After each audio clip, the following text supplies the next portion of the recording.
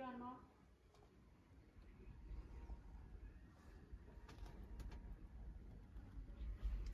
Oh, tangina.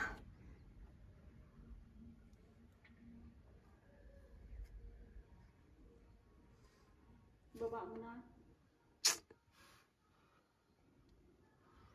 Hanggang doon sa dulo. Wala na eh.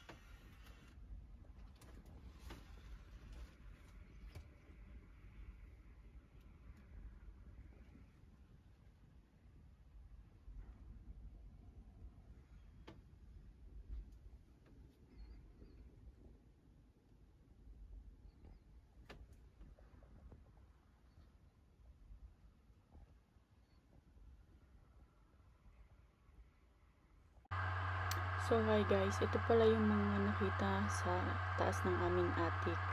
So mga random items. So nakikita nyo may old computer, may card, may mga parang compressor. Tapos may mga box. And then may mga lumang damit, may mga Christmas decorations, mga kahoy. Tapos, mayroon din siyang mga, may manikin dyan kami nakita. So, ang sabi, ang may-ari daw nito, ng bahay na ito ay matanda na. At may-ari sila dati ng restaurant. So, nag-close na. So, lahat ng gamit sa restaurant, siguro, dito nila dinala.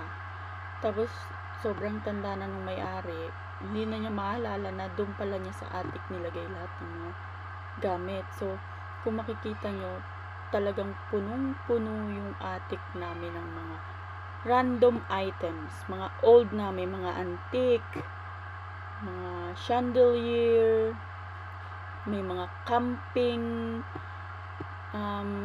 na gamit, may mga ano pa ba yung nakita ko? Sobrang dami. Mga upuan yata sa restaurant, dinala din dyan. Tapos may mga kaset. Mayroon ding mga yung parang computer sa sa restaurant na ginamit. May wheelchair din dyan. Tapos ito, may nakita ko. Ayan, bigas yan. Tapos, ayan, nakikita nyo, punong-puno talaga, as in. 2 trailer ang pinaglagyan ng mga gamit. Sobrang dami. So, yun lang. Thank you for watching.